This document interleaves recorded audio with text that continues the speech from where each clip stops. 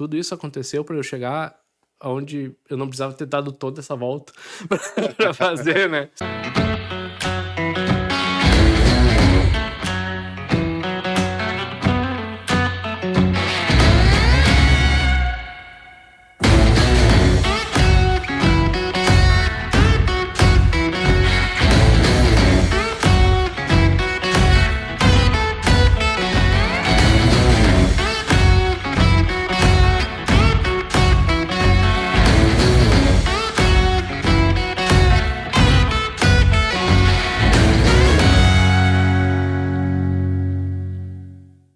Alô, alô, galera do Multiverso Podcast. Estamos começando mais um episódio e hoje nós temos um convidado muito especial, Bruno Dreher. Bruno, seja bem-vindo. Obrigado. Especial nem tanto, né, cara? Especial é estar aqui com a vossa presença. Começou bem. O Bruno é escritor, ele é inovação, tecnologia, futuro, são as áreas que ele pesquisa. Então, Bruno, acho que faz um resumo aí do que tu anda fazendo, como é que é a tua história aí. Cara, então, a surpresa, né, é o seguinte, eu tô contando essa história seguido, né? Eu nasci aqui em Bento, né? Morei em Bento por 31 anos, aí fui morar em São Paulo, morei um tempo em Israel, e acabei indo morar em Curitiba em 2019. Eu fui morar em Curitiba para fazer um projeto durante 6 meses. Uma empresa aqui do Rio Grande do Sul me contratou para botar um projeto em pé junto com a PUC do Paraná.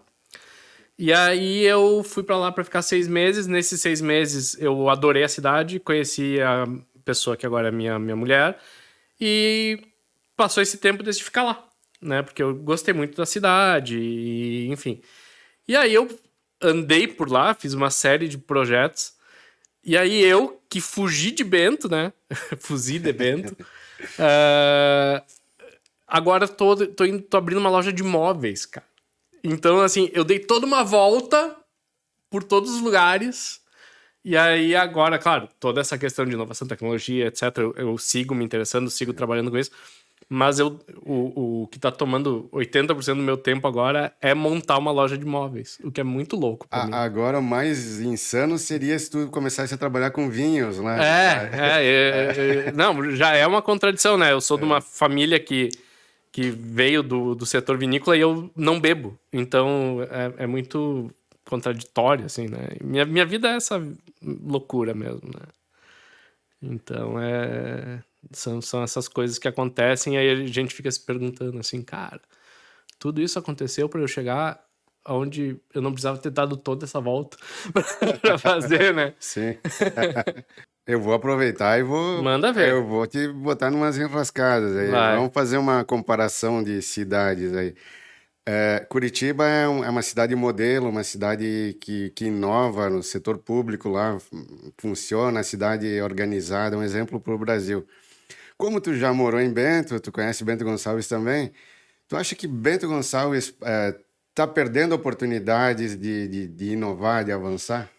Cara, quando eu saí daqui, né, eu tava meio que cansado de, entre muitas aspas, dar murro em ponta de faca, assim, porque eu tava estudando essa questão de inovação e tecnologia, e aí eu queria transformar a cidade, e é meio que o contrário, assim, não é a cidade que tem que se adaptar a mim, sou eu que tenho que me adaptar ao meio aonde eu estou, né?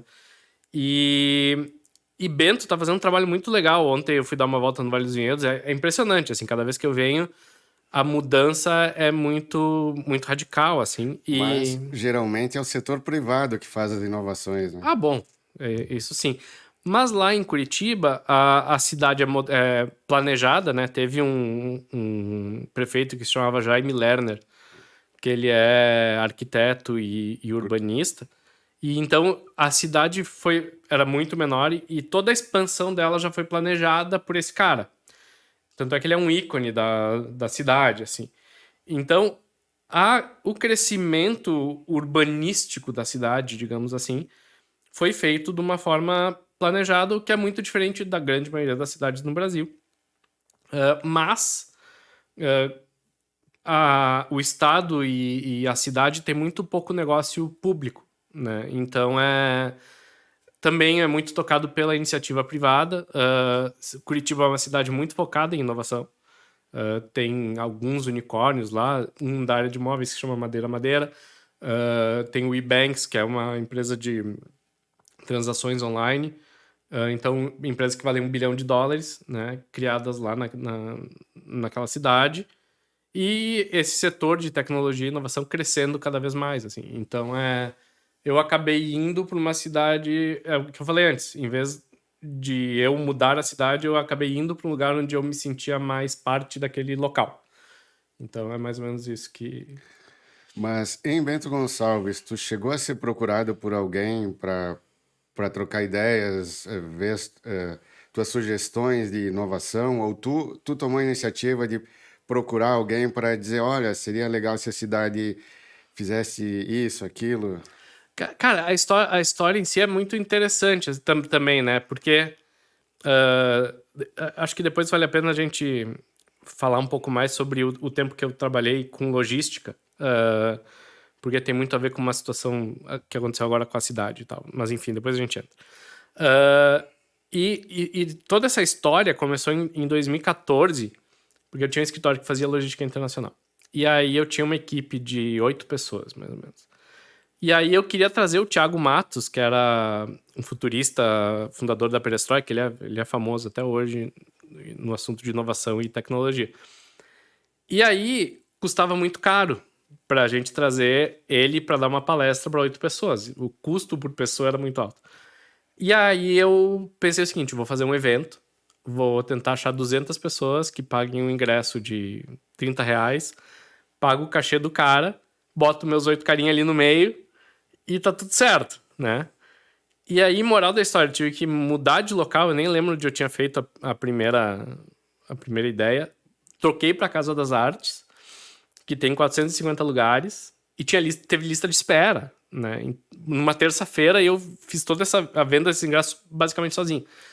E aí eu pensei, tem alguma coisa nessa cidade, né? E aí eu comecei, aí depois a gente fez um workshop no Ferrovia, um workshop, o pessoal botando mão na massa, foi um dia muito louco, assim, um design thinking e tal. E depois eu comecei a trazer cursos da área de inovação e tecnologia e criatividade aqui para Bento. Mas é um público muito restrito ainda, né? Apesar de ter tido o prazer de ver vários alunos desse tempo fazerem coisas incríveis, né? Então, você foi aluno, o pessoal da Batuca foi aluno, eles cresceram muito desde então, claro. Não é. A Batuca é uma das maiores agências de publicidade da região. E o André tá convidado, ele tá fugindo, ele tá me enrolando, mas a gente vai trazer alguém da Batuca ainda aqui. Né? Então, o André fez curso com a gente, a Pamela fez curso com a gente, a Helena fez curso com a gente. Agora o Evandro, que é secretário de Cultura, fez curso com a gente. Então, um monte de gente muito legal passou por lá, né? E é legal ver esse tipo de resultado. Mas de novo, é um público muito restrito, é um custo muito alto para você fazer e tal. E aí eu lancei meu livro em 2017 e fui morar em São Paulo e depois fui morar em Israel e aí não voltei mais, né? Então volto para ver minha família, volto por uma série de motivos, mas para morar não acabei não voltando mais, não. Tá, mas vamos seguir uma linha do tempo ali. Vamos. Então, tu morava em Bento Gonçalves, tua família é de Bento Gonçalves, e tu tinha uma empresa de logística, tu fazia importação e exportação, é isso? Isso. A gente... Tudo começou da seguinte forma. Vou contar a história da minha mãe um pouquinho antes, né? Pra chegar ali. Uhum. A minha mãe foi trabalhar numa empresa que importava máquinas, né? E importava máquinas dos Estados Unidos e Japão e etc. E essa empresa precisava de um despachante aduaneiro para fazer as importações. E aí a minha mãe abriu um escritório de um despachante aqui em Bento. Passou o tempo, ela decidiu sair dessa empresa e abrir a empresa dela. E nisso eu tinha, sei lá, 13, 14 anos. E aí eu estudava de manhã e fazia serviço de office boy de tarde. E aí, com o tempo, para minha mãe, com o tempo, eu decidi abrir um departamento de logística junto, porque são coisas que se conversam, né? Para atender exportação e importação. E esse foi muito legal porque eu decidi abrir esse departamento quando minha mãe me mandou embora da empresa dela, né? Ela não me aguentava mais. Ela disse, sai daqui, não te aguento mais. Aí eu disse, não, vamos fazer o seguinte, eu não quero ter que sair dando currículo por aí, então vamos abrir um departamento de logística internacional. Aí ela disse assim, tá bom, vamos abrir, mas daí você vai ter seu funcionário, você vai pagar metade do aluguel, você vai ter seu CNPJ aqui e se vira, né? E aí, essa cruzada durou 10 anos. Eu tocando logística e minha mãe tocando a parte de despacho aduaneiro. Então, quando eu enchi o saco de fazer isso, por uma série de motivos, aí a gente acabou vendendo a carteira de cliente de contrato para outros concorrentes. E eu fui seguir a vida em outros setores, minha mãe também. Tá, vamos chegar na perestroika. Fala sobre a perestroika, o que eles fazem e como é que tu pulou da logística para perestroika, daí tu curtiu o conteúdo deles e tu quis trazer os cursos para cá. Não, eu vou dar um passo antes, né? Tá. Em 2009, tu é daqui de Bento mesmo, né? Sim. Não sei se tu lembra, hoje Bento tá passando por uma polêmica que é a tal da história das vinícolas com mão de obra escrava, né? Sim. Na época, em 2009, teve uma outra polêmica, que eu não sei se tu lembra dos tal dos lixos de container. Sim, me lembro. E a nossa empresa estava, entre muitas aspas, envolvida no processo, né? E aí, quando deu essa treta das vinícolas, eu sempre digo para as pessoas, cara, calma. Não julguem. Não julga, porque a história a mídia... e tem toda uma história de por que notícia ruim dá mais audiência, né? Então, assim, no nosso caso, o que aconteceu?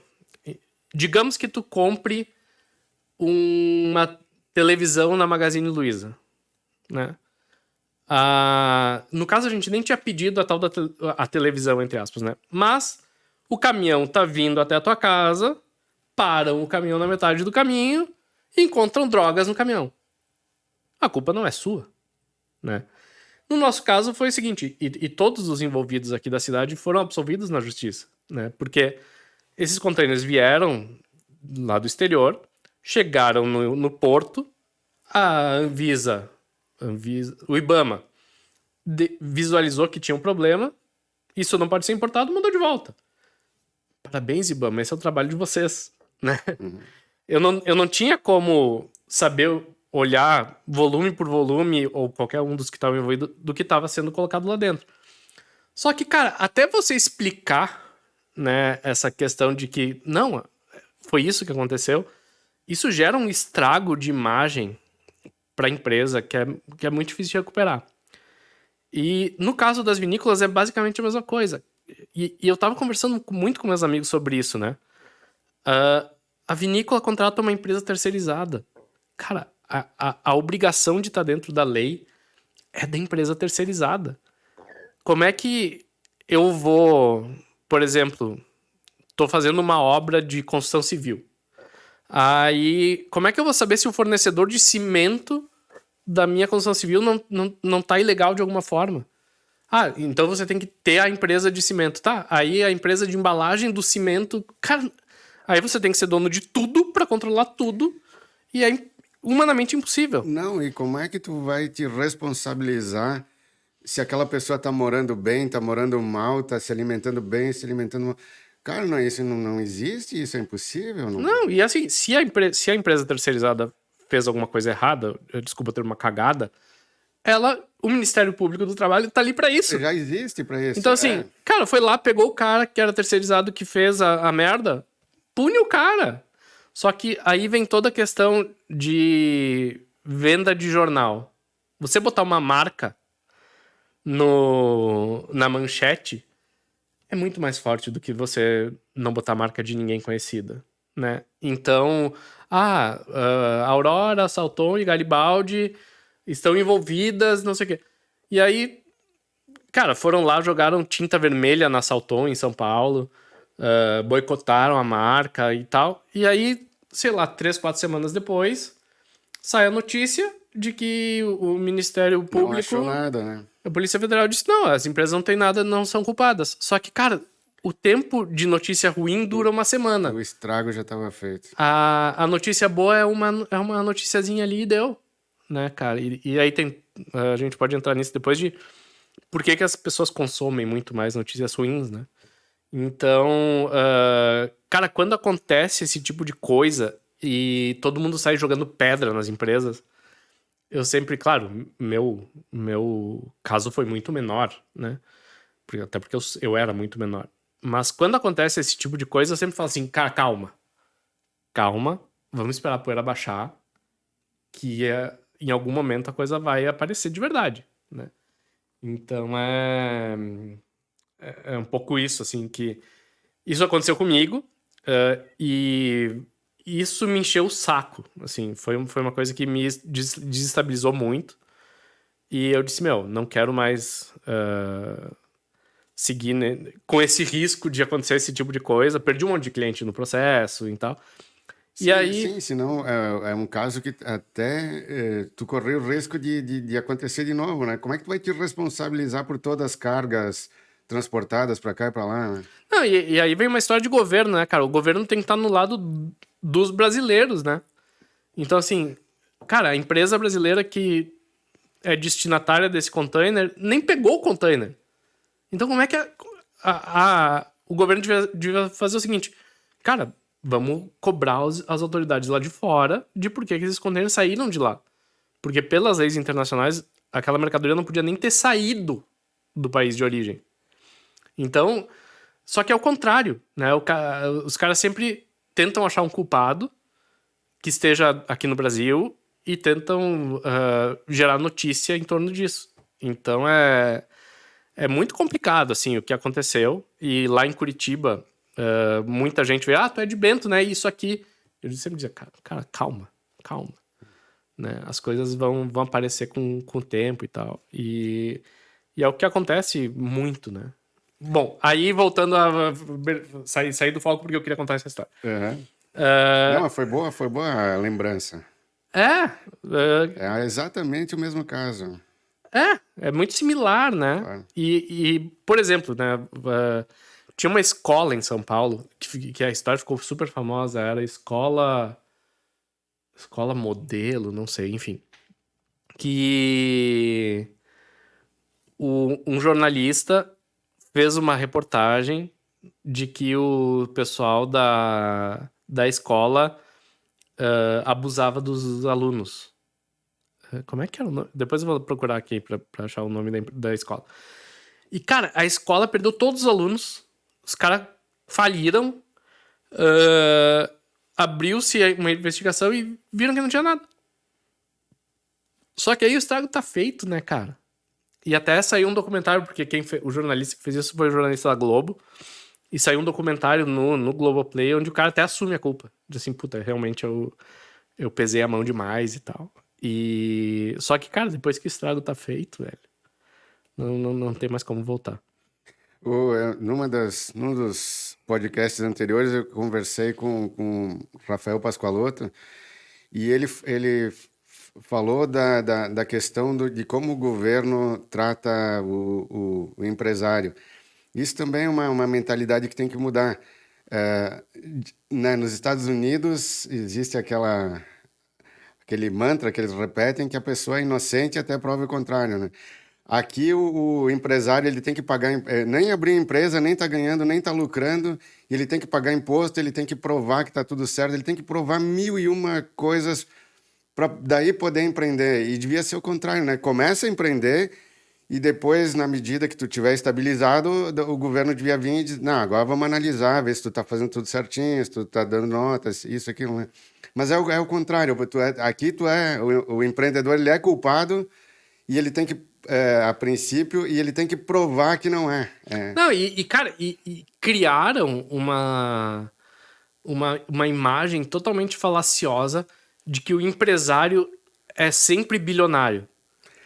Cara, Lembrando do caso da escravidão ali, eu ouvi cada absurdo nas redes sociais. Eu vi uns comentários do tipo assim: isso é culpa do capitalismo, porque existe um dono de vinícola bilionário que está ganhando em cima dos trabalho escravo. Meu, eles nem fazem ideia que uma cooperativa não tem um Elon Musk, um dono de tudo. São famílias que se unem, centenas, mais de 100 anos trabalhando para chegar nesse ponto, né? Então, né, é bem Não, diferente. é muito louco isso, cara, porque assim, todo mundo cria a ideia. Todo mundo não. Algumas pessoas criam a ideia de que todo empresário é super bilionário e tá lá esfolando todo mundo, né? E, cara, acho que 90% das empresas no Brasil são de pequenas e médias empresas. Então, micro, pequenas e médias. 10% das empresas são grandes. E aí o cara fala assim, não, porque o pessoal muito mais à esquerda, porque a mais-valia. E aí todo mundo trabalha numa indústria pro dono da indústria ficar milionário. Teria que dividir isso com os caras. Sabe quanto é que é a margem de lucro de uma indústria em média? De 6 a 8%. O cara, se fosse dividir entre todo mundo, ia dar 6 a 8% a mais de aumento de salário. Cara, não, ninguém ia ficar muito. Ia melhorar absurdamente de qualidade de vida se não tivesse o cara ali. E mais do que isso, se você fosse dividir entre todos os trabalhadores ali, tá bom. No ano que dá 6 a 8% de lucro a empresa, a gente divide. Só que quando der prejuízo, você vai tirar do seu bolso. Claro, é justo. Né? Aí o pessoal não ia querer. Não, aí eles não querem. Né? Então é muito isso que acontece, cara. Existem muitas fantasias, né? E aí a primeira pergunta que eu achei que você ia falar era: o que tu anda fazendo? E eu ia dizer assim: eu tô montando uma loja de imóveis, estudando inovação e tecnologia e tô impressionado com a burrice das pessoas, inclusive da minha, né? E porque eu, eu conto quando eu fui estudar em Israel. Terceiro dia que eu tava lá, eu tive aula de bioengenharia, um assunto que eu nunca estudei na minha vida, em inglês, e inglês com sotaque, de Oriente Médio. E os caras muito animal, assim, né? E aí eu disse, cara, eu realmente sou um jumento mesmo. Mas eu vejo as coisas que a galera cai aqui, principalmente na internet, cara, e eu fico pensando, não pode, não é possível, cara. Uns deepfake muito mal feitos, cara. E as pessoas acreditam, né? Não, é um negócio absurdo, cara. Ano passado. E aí agora. Vamos criar polêmica. Corte um. Corte, Corte um. corte um. Corte um. Fim do ano passado, tô aqui, né? Vim passar o fim do ano com a minha família. Aí ouço um áudio de uma senhora aqui de Bento, uma senhora patriota. Chega um áudio pra mim de 30 minutos dizendo que o Lula não ia assumir o governo porque tinha o navio do Catar na costa brasileira e que o Bolsonaro tinha feito um decreto e estava no Diário Oficial comprando não sei quantas milhões de balas e armas e tiros para as Forças Armadas. Qual é a primeira coisa que eu fui fazer? Fui ver a porra do Diário Oficial. Cara, não tinha nada lá disso, entendeu? Aí você vai lá e fala assim, cara, da onde que a pessoa tira isso, né, cara? E outra, vai postar, né? Vai passar adiante. Cara, quando você vai passar uma notícia adiante, o mínimo que você tem que fazer, principalmente hoje, é ver se é verdade, né? Então, quando a gente fala de, cara... Senão a própria pessoa perde a credibilidade, né? Se eu tô repassando um negócio absurdo, os outros vão pensar, então o Marcelo acredita em qualquer coisa, né? Se ele, né? Ou, por exemplo, esse caso das vinícolas, foi uma armação das esquerdas. Não, cara, foi um cara que tinha uma empresa terceirizada que fez cagada e as empresas contrataram essa empresa terceirizada, as empresas não têm culpa disso. E é isso, cara, não é porque tem um paralelepípedo solto na rua Carlos Flores que foi um comunista que foi lá e tirou o paralelepípedo pra um carro de um patriota capotar. As pessoas criam altas conspirações. Não nada, não é, cara. É só um paralelepípedo que tá fora do lugar. É isso, sim. Entendeu? E a mesma coisa serve pro outro lado, né? Corte 2. Corte 2 agora. Cara, aí eu vejo umas bobagens, assim, tipo, o Lula não foi inocentado. Primeiro, não foi. Segundo, o Sérgio Moro como é que é? Parcial. Digamos que ele seja. Não tô nem dizendo que é, nem que não é. Cara, existem outras instâncias acima dele que estão ali exatamente para evitar que um juiz parcial, ou que tem alguma preferência, ou que julgue errado mesmo, condene alguém. Então, cara, o Sérgio Moro fez o negócio. Foi pra instância superior, os caras aumentaram a pena. Foi pra instância superior, os caras mantiveram a pena. E aí foi pro STF, os caras acharam uma brecha legal pra anular. Isso foi uma condenação. A outra condenação nem foi o Sérgio Moro que julgou. Foi a Gabriela Hart, lá de Curitiba também. Então, assim, digamos que o Sérgio Moro seja um crápula e o processo dele não vale de nada. Beleza. Só que tem outro processo que nem foi ele que julgou. Só que, cara, a galera manipula a informação de uma forma que tem gente que acredita. E o pior é que, muitas vezes por falta de tempo também, a pessoa não vai buscar a informação correta, né? Então fica essa briga polarizada de um lado contra o outro, sem ninguém pesquisar o que de fato aconteceu, né, cara? E aí o Brasil fica nesse debate inócuo de coisas que não vão melhorar a vida de ninguém, baseado em fake news. Então é muito louco isso, cara. Falou uma coisa que tem um dos problemas que tem uma resolução complexa, né? Porque a gente não quer censura, existem as fake news, mas a gente não quer proibir as pessoas de falarem, né? Então, tu acha que mais estudo, mais educação para pessoas terem mais discernimento para saber diferenciar o que é fake e o que não é fake? Cara, é muito isso. Nessa linha isso é um problema muito. Isso é um problema do século 21 agora, né? Porque o que acontece, cara? E de novo, né? Sem conspirações aqui. O que as redes sociais. Qual é o negócio das redes sociais? É te manter lá. Quanto mais tempo a rede social te manter lá, melhor pra ela, mais anúncio ela vende, mais dinheiro ela ganha. Então,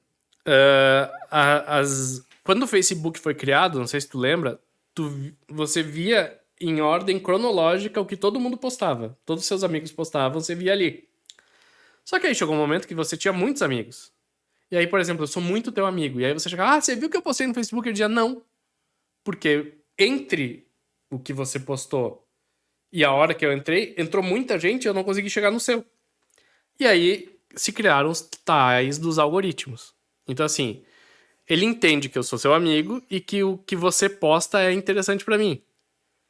E aí ele vai entendendo o que é interessante pra mim e vai botando isso em ordem preferencial. E aí começam a se criar as bolhas, né?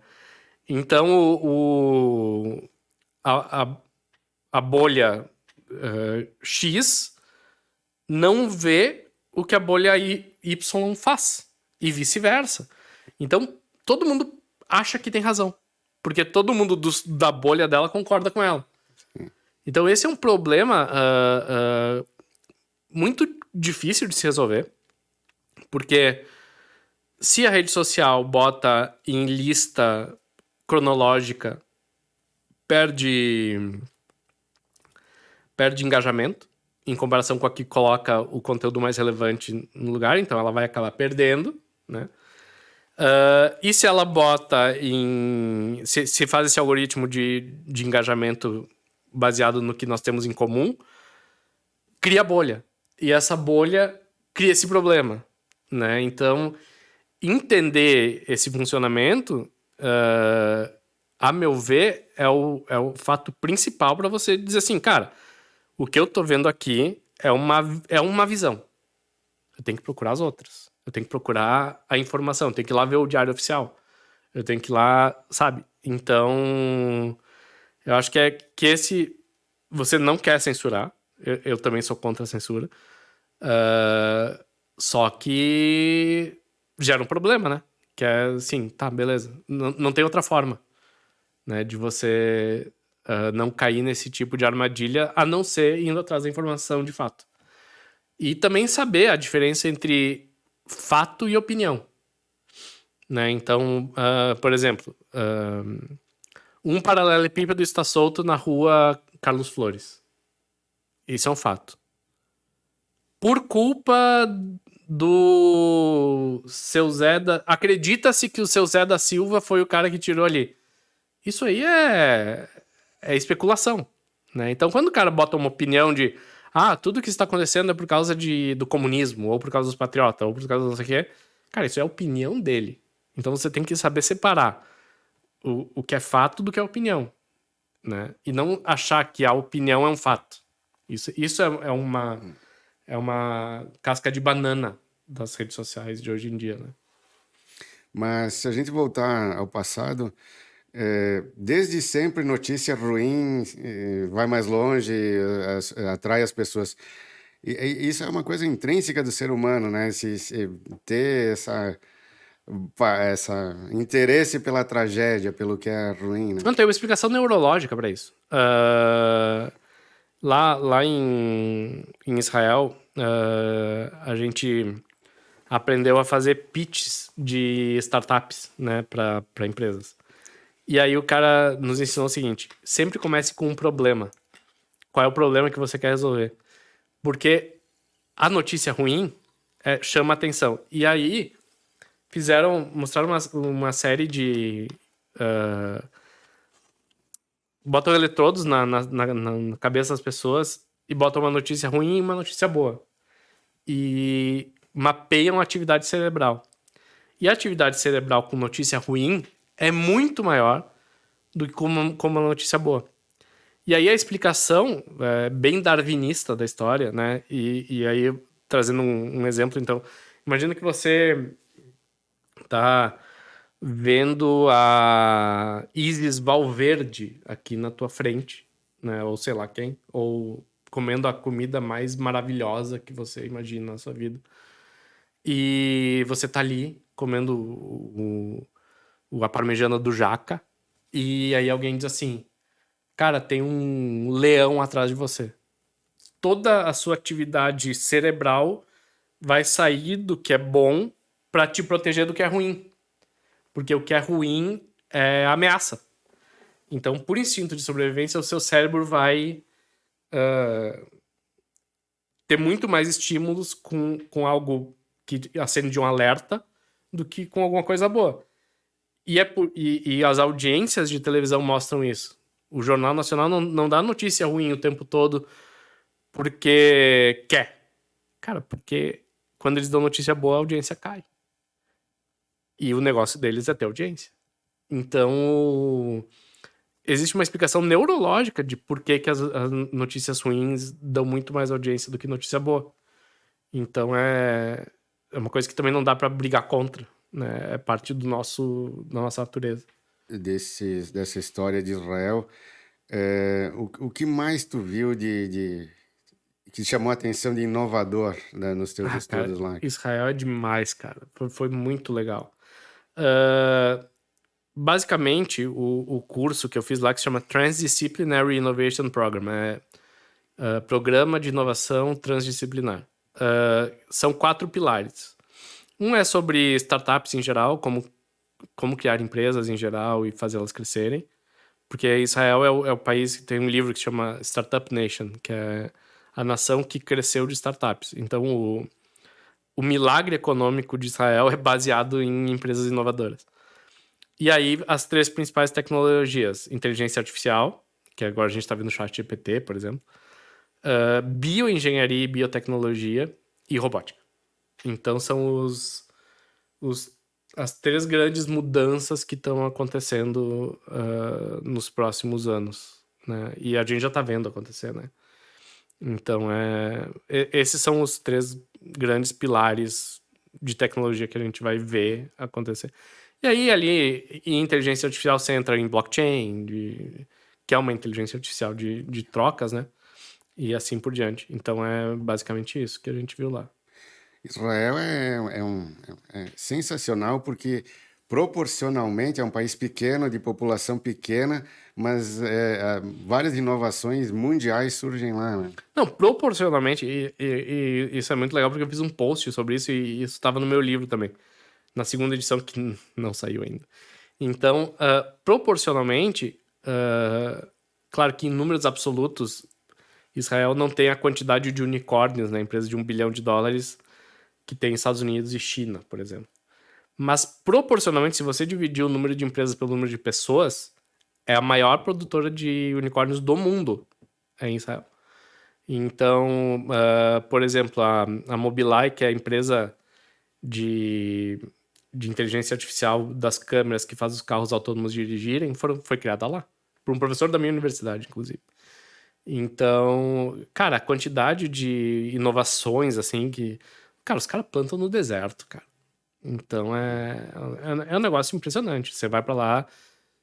Tem dois grupos de pessoas que costumam ir pra lá. Os religiosos, porque é a Terra Santa para todas as religiões, e o pessoal que gosta de tecnologia. Então, é a meca para essas duas... pra esses dois grupos, assim. É muito legal. Tu estudou nos Estados Unidos também, né? Que é outro país. Eu não estudei lá. Eu fui para a XSW em 2016, né? Que é um maior evento de inovação e tecnologia do mundo. E fiz alguns cursos de inovação na área de inovação e tecnologia, até na área de gestão de cidades, em universidades americanas, mas eu fiz à distância, né? Então, a minha ida para lá foi para a XSW. Foi muito legal. Inclusive, eu sugiro que tu traga o Vini Piva aqui. O Vini Piva, ele foi no ano que eu fui e ele foi no ano seguinte também. E também foi meu aluno. E, pô, tá fazendo um trabalho muito legal aí com Expo Bento e tal. Ele é muito mais político que eu, né? Eu não tenho tanto saco quanto ele pra ficar puxando o saco da galera, né? Tá, mas vamos voltar para esses. Tá, vou voltar para tua empresa de logística, daí tu encheu o saco por causa desse episódio que aconteceu. E aí, como é que tu chegou nesses cursos, na perestroika, em montar uma escola para trazer esse pessoal para cá? Também foi muito louco, né? Porque tinha um cara de Bento também, que trabalhava na perestroika, que se chama Guilherme Piletti. E ele trabalhava lá e ele disse assim, cara, eu tenho um curso aqui que eu acho que você vai gostar, que é um curso de Design Thinking. E aí eu disse, não sei se eu tô muito afim e tal. Ele falou assim, cara, se você não gostar, a gente devolve dinheiro pra você. Cara, eu fui, foi demais, cara. Foi muito legal. E, inclusive, os professores daquele curso são meus amigos até hoje, adoro eles. Eu trouxe eles pra cá algumas vezes, a Mário Kinan. E aí foi quando eu disse assim, cara, eu preciso virar... Eu ainda tinha empresa de logística nessa época. Eu preciso virar a chavinha do pessoal que trabalha pra mim. E aí eu criei aquela história do Thiago que eu acabei de contar. E aí tem uma outra história muito louca, tudo nesse curto período de tempo, porque a palestra do Thiago foi na terça-feira, se eu não me engano. Na quarta, eu fui pra Porto Alegre, eu tinha um curso, uma aula na Perestroika. E na quinta eu tava voltando de Porto Alegre, eu parei na Casa das Cucas, como todo mundo. E aí... Parada obrigatória. E aí o Thiago tava compartilhando sobre um cara que tinha sido selecionado para Singularity University, que na época era uma universidade focada em inovação e tecnologia, mantida pelo Google e pela NASA, que na época era o melhor curso de inovação do mundo. E aí um brasileiro de São Paulo, chamado Renato Stephanie, tinha sido selecionado, mas ele não tinha grana para pagar o curso dele. E ele fez um crowdfunding, e esse crowdfunding faltava, sei lá, 2, 3 dias para terminar, e ele tinha conseguido, sei lá, 50%, 60% da grana. E tava realmente em risco, assim, o cara não conseguia. E aí, cara, deu um negócio na minha cabeça, assim, que eu liguei pro Thiago, me dá o telefone desse cara, o Thiago deu o telefone do cara, liguei pro cara, disse assim, na casa, tudo isso dentro da Casa das Cucas, esperando minha torrada. Disse assim, cara, você foi selecionado pra Singularity, né? Tá lá. Ele, sim. Meu nome é Bruno, falta X reais pra você ir. É a grana que eu guardei nos últimos meses, né? Pra trocar de carro.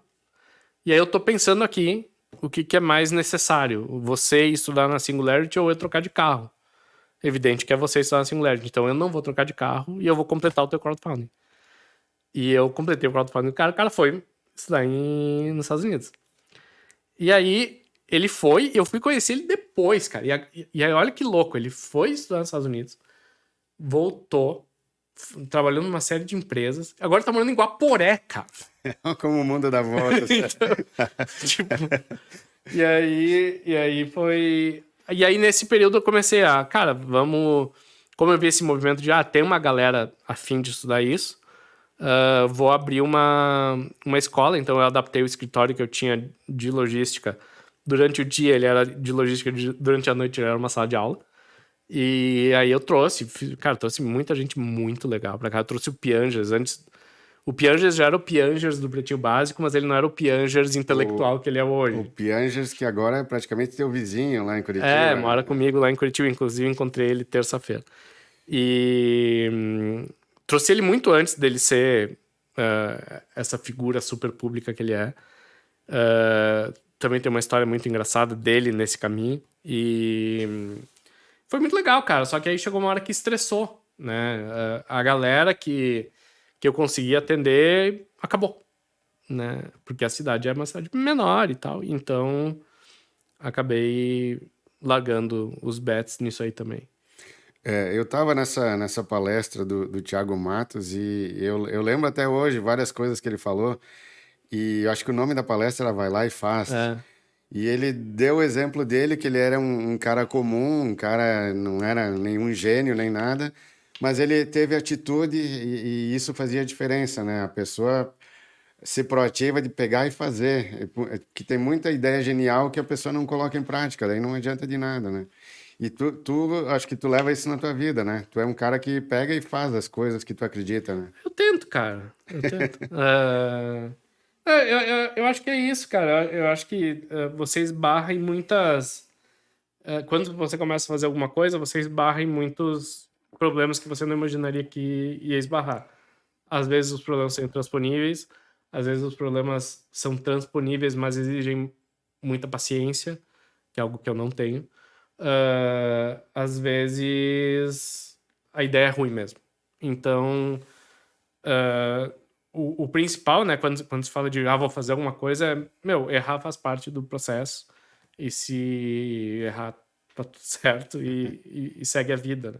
Então acho que é por aí. Um dos palestrantes que tu trouxe ali foi o Piangers. Conta como é que foi essa história do Piangers aí. Cara, o Piangers, eu tinha um cara que trabalhava pra mim, que era o Cadu, que ele tá na Grendene, se eu não me engano. E ele era fanático por Pretinho Básico, como todo mundo naquela época. E o Piangers tinha ido pro SGSW em 2013, eu acho. E aí eu disse assim, cara, vou convidar ele pra vir dar uma aula. Aí eu fui até Porto Alegre, fui lá na Atlântida, fui falar com ele, não conhecia ele, ele não me conhecia. E isso foi em outubro, se eu não me engano, e eu marquei a aula dele para abril. E aí eu fui lá falar com ele, acertamos todos os detalhes e tal, não sei o que, conheci a rádio, a gente subiu lá, conheci o pessoal do Pretinho e tal, não sei o que. E beleza, marcado. Marquei todo o curso. A aula dele era numa terça-feira. Ele me liga na segunda-feira e diz assim, mano, marquei uma aula com você aí em Bento, né?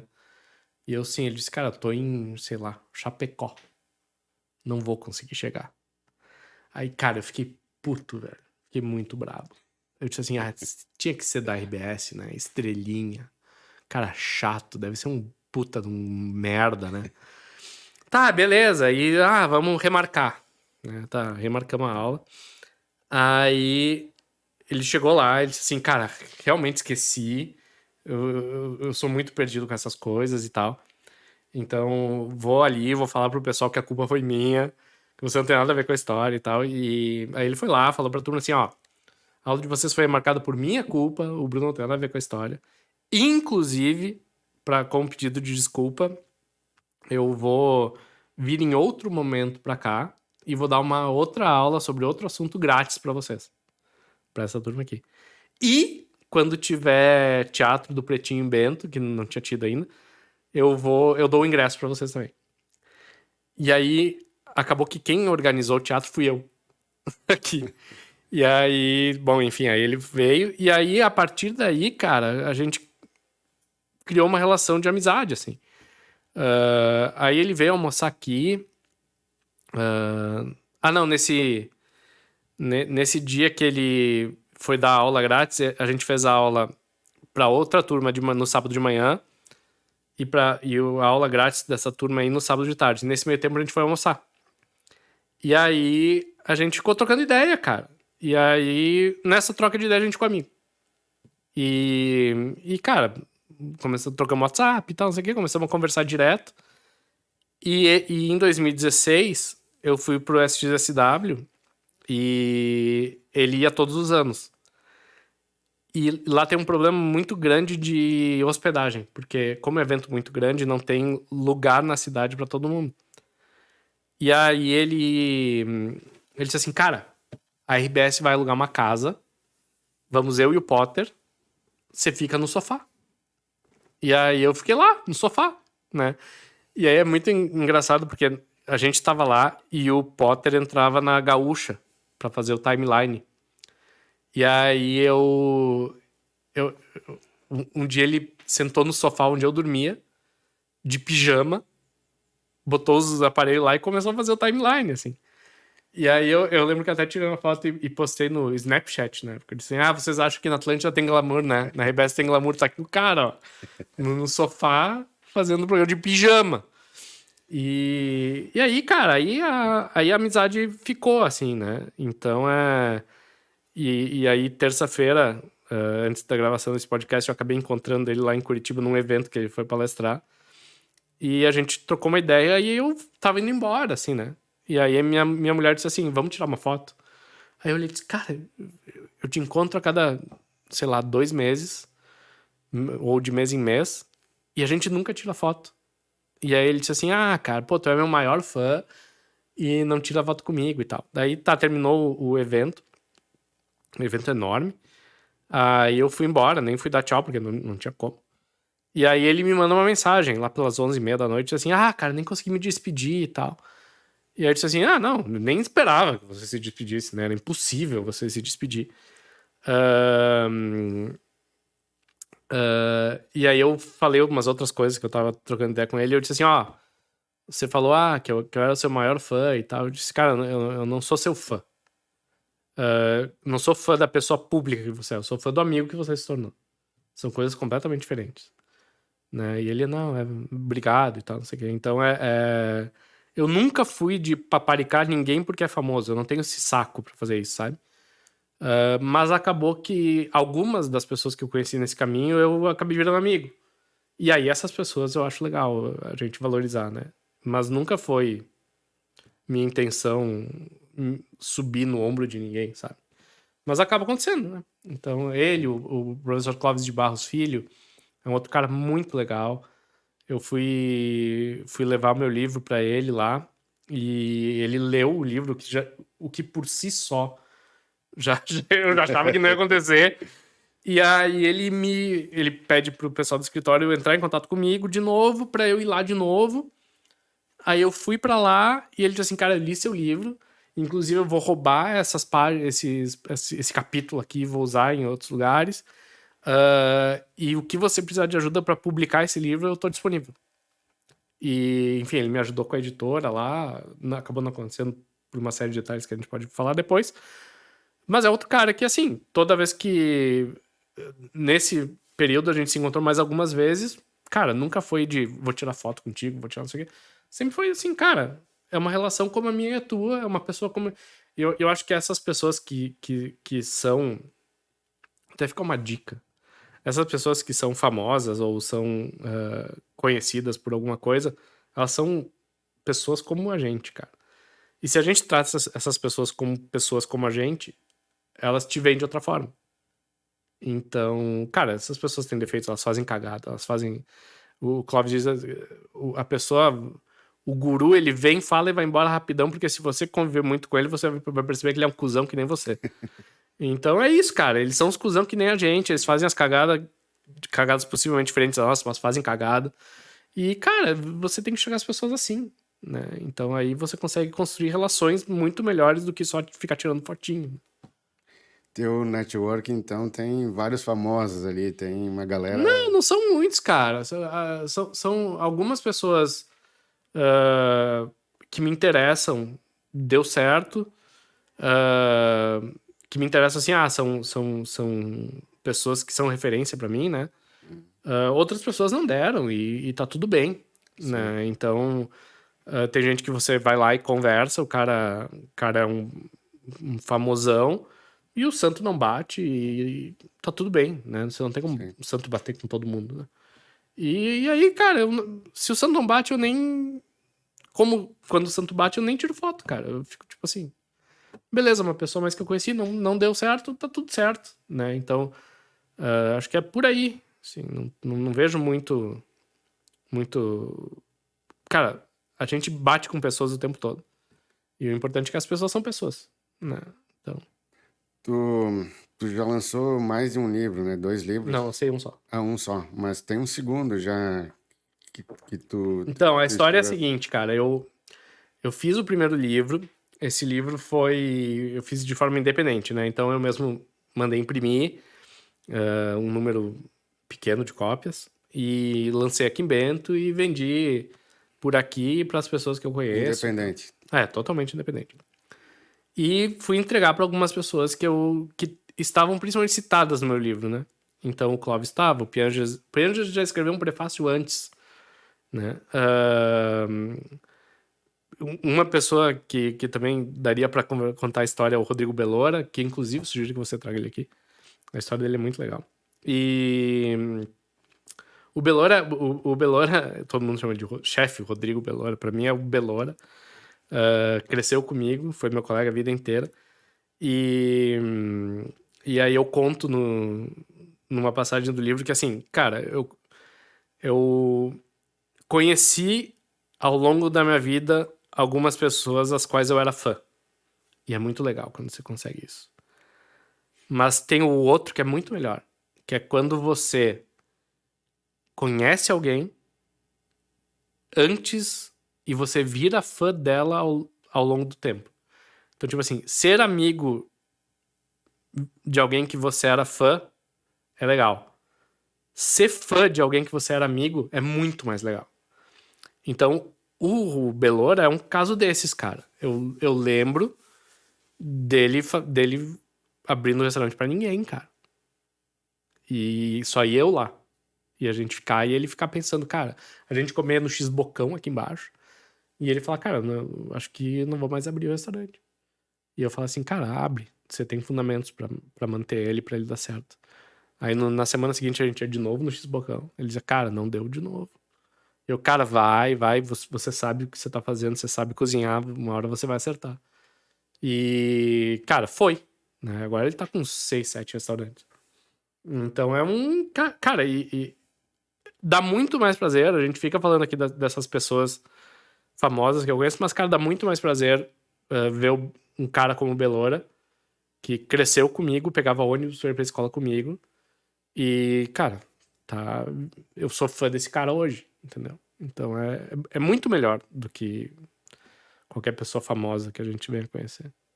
Qual que é o assunto do teu livro? Tu fala sobre o que no teu livro? Então, meu primeiro livro, a história dele é interessante, porque eu tava num momento super difícil, assim. E aí. ah, eu passei por uma depressão muito ruim e tal. E aí foi bem nessa época. E eu vi um filme que se chamava O Homem que Viu o Infinito. Não sei se você já viu esse filme. Não, não conheço. É um filme muito legal. É sobre um cara, um matemático indiano. Genial. E ele vai estudar na Inglaterra. E aí, moral da história, o cara diz assim: cara, não adianta nada você ter várias ideias se você não materializar elas. E aí eu tava vendo esse filme com a minha mãe. E a minha mãe disse assim: Bruno, não adianta nada você ter um monte de ideias se você não materializar elas. E aí eu disse: tá bom, então eu vou sentar e escrever o livro. Aí eu sentei e escrevi o livro em 2 meses. Que é basicamente sobre. É uma mistura de inovação com empreendedorismo e filosofia. Então eu coloco tudo meio num liquidificador, assim, e saiu o livro. Seriam teus insights do dia a dia, as ideias, É, como tu vê essas áreas. Então, por exemplo, Uma coisa que eu faço bastante é pegar frases que eu acho legais, né? Então, tem uma frase que eu acho incrível, que é: não tenho medo de mudar de ideia porque eu não tenho medo de raciocinar. Você acha que quem disse essa frase?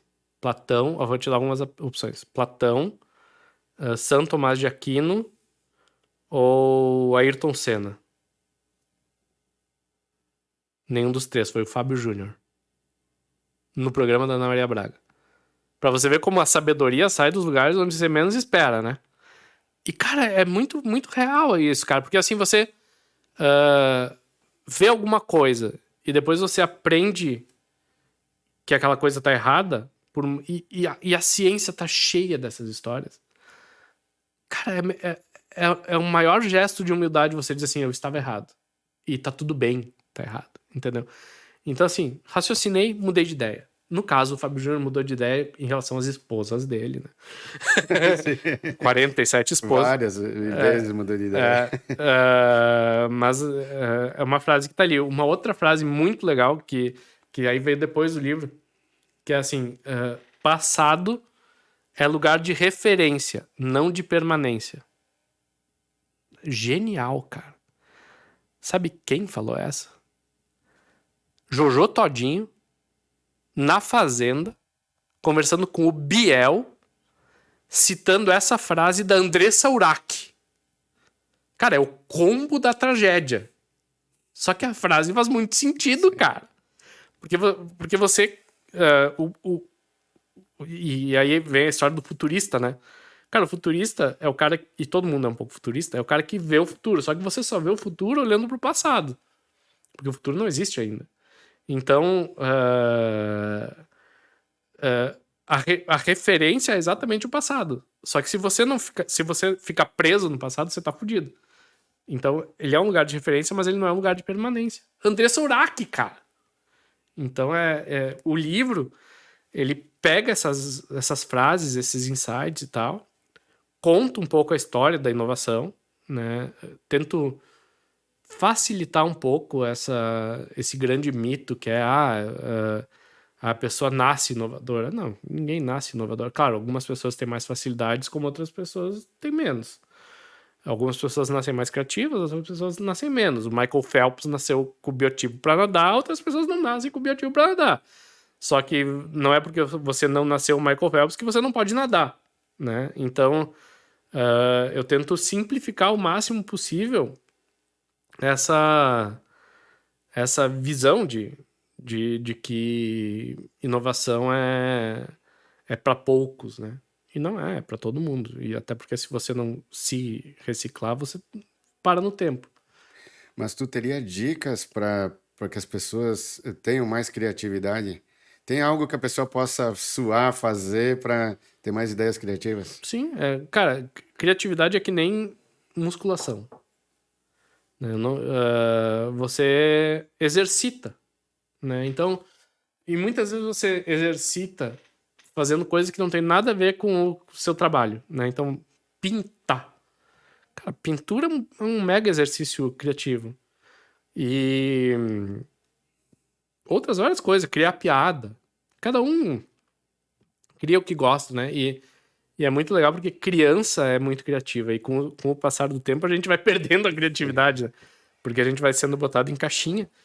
E então é exercício, cara. E eu joguei tênis muito tempo, né? E no esporte, você age muito por intuição, né? Então, assim, no caso do futebol, eu prevejo que a bola vai vir aqui, mas se ela não vem aqui, eu tenho que ter uma intuição muito rápida para chutar ela em direção ao gol, naquele segundo. Só que você só consegue ter essa intuição se você tiver treinado. Se você tiver musculatura treinada, cérebro treinado, tudo treinado, para conseguir fazer esse improviso. E a inovação e criatividade é a mesma coisa, né? Então, existem pessoas que tomam decisões intuitivas e que acertam. Só que elas só acertam porque elas estão muito treinadas. Ela tem repertório, as pessoas têm repertório. Então, são essas coisas assim que eu tento estressar, sabe? Quando quando eu palestro, quando eu escrevi o livro e tal. E então é mais ou menos por aí. Acho que no episódio passado, na conversa passada que eu tive aqui no podcast, o G. Anderson, ele trabalha com investimentos, com tecnologia também. E ele fez uma pergunta no meio do podcast assim, vocês têm algum guru? Daí ele mesmo respondeu, né? Eu tenho 3 gurus que eu converso bastante. São os meus sobrinhos. Daí a criança não tem esses filtros de, não, essa ideia é idiota, essa ideia não sei o que. A criança tem essa capacidade de ver as coisas sem o que o adulto tem, que o adulto fica se policiando. Não, isso aqui, não, uma ideia que não faz sentido, não sei o que, né? Então, o adulto acho que tem que também se espelhar nas crianças, né? Não, é que o que acontece é o seguinte, né, cara? Isso também tá no livro. Quando veio a Revolução Industrial, ela moldou a nossa vida porque o mundo virou industrial e nós temos que nos adaptar ao mundo, né? Começo da nossa conversa. Então, tudo ao nosso redor foi feito como se fosse uma fábrica. Então, assim, na escola, horário para entrar, horário para sair, que nem numa fábrica. Sino para entrar e sair, que nem numa fábrica. Uniforme, que nem numa fábrica. Então, crescimento serial, primeira, segunda, terceira, quarta, quinta, sexta, todo mundo aprende a mesma coisa. Então, cara, virou uma produção serial de pessoas, né? Onde todo mundo entra diferente, mas sai igual. Né? Você sai no ensino médio, todo mundo igual. Então, foi botando a gente em caixinhas porque era, e a educação ainda assim, muito hoje, porque era o modo como o mundo era na época, né? E para você sair dessa caixinha, você tem que meio que se rebelar contra o sistema, entre muitas aspas, né? Então, a educação nos tira a criatividade. O que é muito errado. Porque... E aí, uma vez eu fiz um curso se chamava Mathematical Thinking, da Universidade de Stanford. Que a primeira frase do cara disse assim: matemática é uma ferramenta de criatividade. Aí eu disse assim: você tá me zoando com a minha cara, né? Matemática, velho. O que eu aprendi de matemática? Sempre igual, né? Aí o cara disse assim: não, para pra pensar o seguinte. O cara te dá um problema. Você tem que resolver o problema. E quando o professor pedia todo o cálculo, e é uma coisa que eu não entendia na escola, que é muito porque eu colava também, mas era assim, cálculos, uma tripa assim, resultado 34. Eu botava lá, x igual a 34. E o professor me dava errado, dizia, mas como, cara, se o resultado tá certo? E aí vem a explicação. O desenvolvimento do cálculo é como se você estivesse desenvolvendo um argumento, né? Aí vamos pro direito. O cara foi processado por X coisa. Se você só dá você é advogado de defesa, você diz assim, não, ele é inocente. É o X igual a 34. Não vai convencer ninguém, cara. Agora, se você fizer todo o cálculo, diz assim, olha, no dia tal, que foi o dia que ocorreu o assassinato, o Marcelo estava em Caxias do Sul, o assassinato aconteceu em Porto Alegre, tá aqui uma foto dele no McDonald's, o recibo dele, tal. Portanto, ele é inocente. Isso é um desenvolvimento de cálculo. É como se fosse um desenvolvimento... Cara, e as professoras não ensinam isso na escola. Cara, e aí eu fico assim, cara, se tivesse me ensinado que era isso, eu ia achar muito mais legal matemática, sabe? Então é um pouco isso, assim, que depois de mais velho você vai entendendo e você vai aprendendo, e aí você vai vendo que o ensino em si tá muito defasado, né? Então por isso que crianças são gurus de criatividade, porque elas ainda não entraram nessa caixinha, né? O Elon Musk é um grande crítico das universidades tradicionais, do jeito que as universidades ensinam. E ele não exige diploma universitário para várias funções na Tesla, a maioria das funções. E ele diz exatamente isso, que as universidades podem servir para uma série de coisas, mas não para aprender. Elas não ensinam a pessoa a aprender por si própria, a pensar por si próprias, né? Ela ensina a pessoa a reproduzir. Reproduzir, uma linha de montagem. Eu vou te ensinar isso, isso, isso, tu tem que decorar e tu tem que reproduzir isso nas provas, né? Não, e é muito... Porque, assim, também é a mudança dos tempos, né?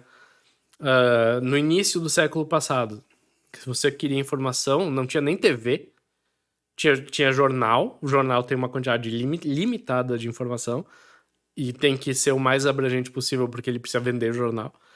Então, quando você precisava procurar conteúdo, você tinha que ir para uma universidade.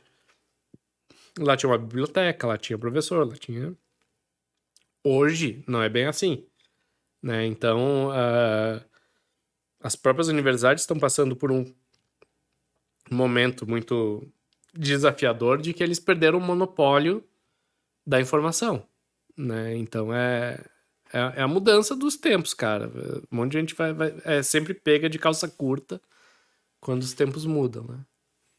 Eu sou de uma galera, de uma época que eu via desenhos na TV e eu via os Jetsons, não sei se tu já ouviu falar. Claro. E por que que hoje em dia a gente não tem carros voadores por aí? Uma boa pergunta. Não, já tem alguns, né? Os eVTOLs e tal. Mas muitas vezes a tecnologia demora muito mais do que a gente imagina, né? Então, por exemplo, De Volta para o Futuro 2, que ele vai para 2020... Não, 2013, eu acho. E aí tem uma série de tecnologias imaginadas ali que elas acabam não acontecendo, né? Quando chegou em 2013, elas não aconteceram. E, cara, Mas difícil de dizer por vou, que vou- não aconteceram. voltando aos Jetsons, tem agora que eu estou relembrando várias coisas do desenho. Tem várias coisas nesse desenho que já são realidade. Digamos, aspiradora autônoma ali, tinha nos Jetsons, tinha Uhum. um robô que era assistente, então lembra a inteligência artificial de hoje.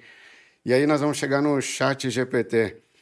Tem essas tecnologias, já existiam há muito tempo, mas agora estão chegando ao povão, digamos assim, estão disseminadas, né?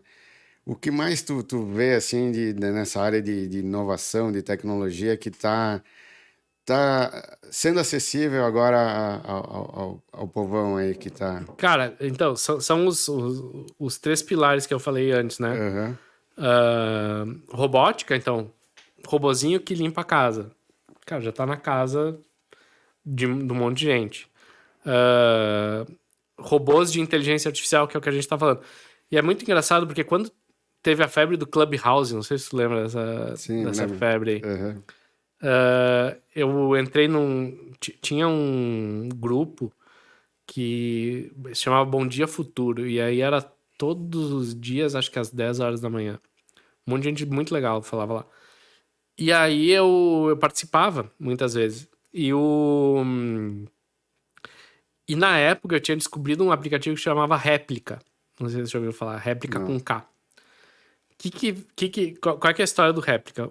Um grupo de amigos, uma pessoa do grupo de amigos morreu.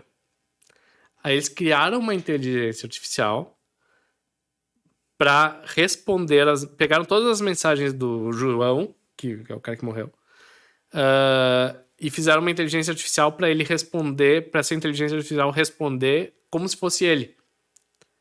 E conseguiram, e ficou super legal. E aí eu lembro que eu trouxe essa história, né, lá no Clubhouse. Ah, tem um réplica, e eu baixei o réplica, e tô conversando com o cara, é impressionante, assim, como parece que você realmente tá falando com uma pessoa, e essa pessoa tem um monte de informação e tal. E aí um cara disse assim, os caras vêm falar de inteligência artificial e falam uma coisa simples como réplica. E aí eu disse assim, cara, é que você tá vendo o que é, você não tá vendo o que isso pode se tornar. E hoje, sei lá, 4 anos depois, o chat GPT é um réplica, porque ele funciona exatamente igual, só que com muito mais informação. ainda tem muita informação errada ali. Mas ao longo do tempo, as inteligências artificiais vão ir te respondendo e vão fazer esse tipo de interação. E o que é muito interessante a gente ver agora é que forçaram a barra do tal do metaverso, né? Tentaram enfiar o metaverso goela abaixo para todo mundo. É um hype que ainda E não vai acontecer tão cedo, aconteceu. cara. Porque o Second Life é igual ao Second Life. A única diferença é que agora tem realidade virtual, que é uma merda ainda. Então você coloca aquele óculos. Minha esposa botou esses dias. Ficou tonta, né? A tecnologia não é boa ainda, então O Google Glass também não vingou, né? não vingou. O Google Glass não vingou muito mais por causa da privacidade, né? As pessoas têm muito medo de você estar de óculos e estar gravando ela sem ela saber e tal. E esses óculos inteligentes em geral. Então, cara, tudo que é forçado acaba não acontecendo. E o metaverso é o exemplo recente e perfeito disso, cara. Forçaram, fizeram um alarmismo de se você não tiver no metaverso, seu negócio não existe. Se o seu negócio não tiver no metaverso, ele vai deixar de existir. Cara, hoje ninguém entra no metaverso. Né? Então, as tecnologias novas, e cito de novo essas três, elas vão entrando na vida das pessoas de uma forma muito mais orgânica do que de uma forma forçada. As pessoas têm que adotar aquela tecnologia para ela dar certo, né? Então assim, o chat GPT. Cara, é legal. Vamos ver se as pessoas vão adotar. Ou vamos ver como ela vai ser adaptada para a vida das pessoas. Porque eu entrei no chat GPT outro dia e digitei quem é uma pessoa e veio um monte que eu conhecia e veio um monte de informação errada.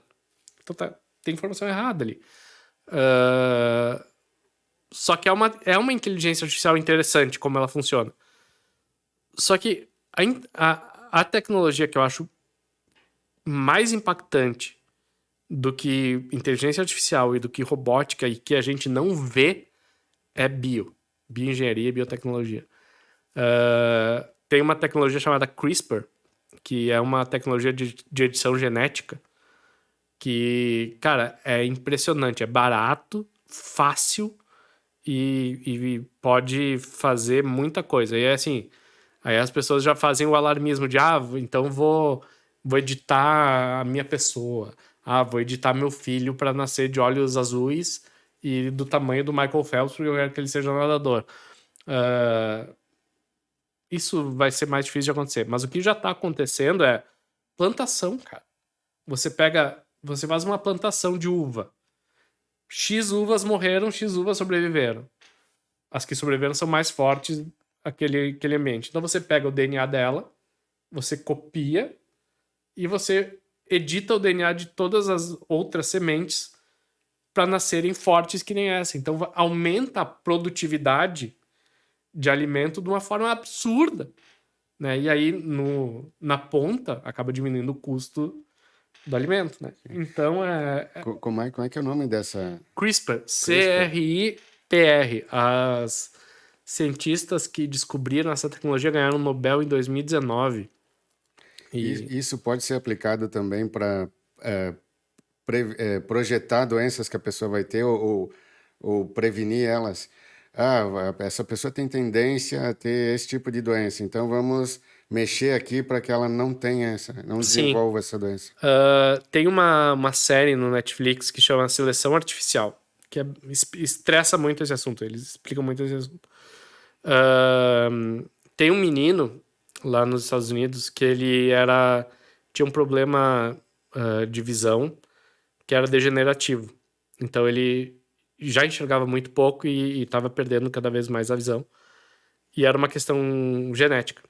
Então, um laboratório criou um colírio com essa tecnologia de edição genética. Então, cada vez que ele pingava o colírio, algumas células do olho eram modificadas, o DNA delas. Hoje essa criança enxerga perfeitamente, né? Mas você pode fazer preventivo também. Então, por exemplo, você vai fazer uma inseminação artificial, né? Eu e minha esposa vamos ter um filho, nós vamos fazer esse filho por inseminação artificial. A gente faz a inseminação, a gente pega o DNA daquele embrião, escaneia esse DNA, e aí a inteligência artificial, a inteligência de dados, vai pegar as repetições e vai dizer assim, ele tem tanto por cento de chance de ter câncer, ele tem tanto por cento de chance de ter não sei o quê, tem tanto por cento de chance de ter diabetes. Você cria esse CRISPR é uma bactéria, você bota essa bactéria dentro desse embrião, ele vai lá e ele recorta a tripa genética, né, as letrinhas, e nessas repetições que causariam essas doenças, ele tira e substitui por outras, ou só tira, dependendo do que você programa essa bactéria vai fazer. É muito louco isso.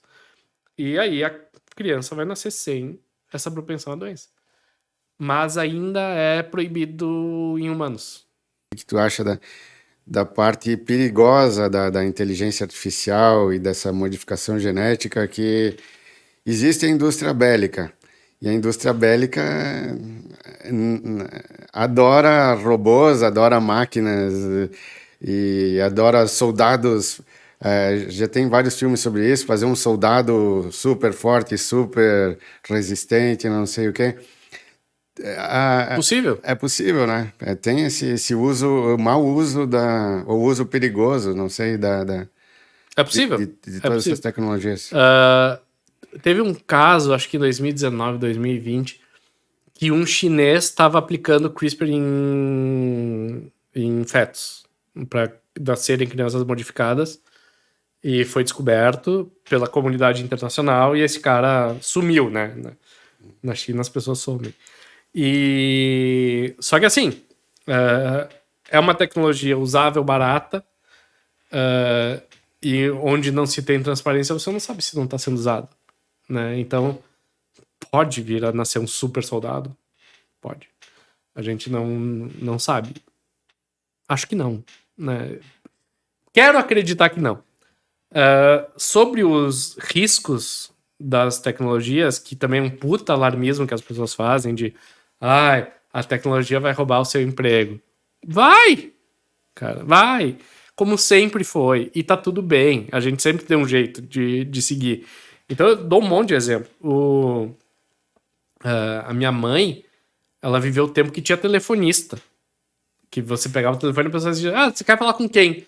Eu quero falar com o número 37. Aí ela pegava o teu número e botava no 37. Cara, milhões de pessoas trabalhavam nisso. Esses empregos desapareceram.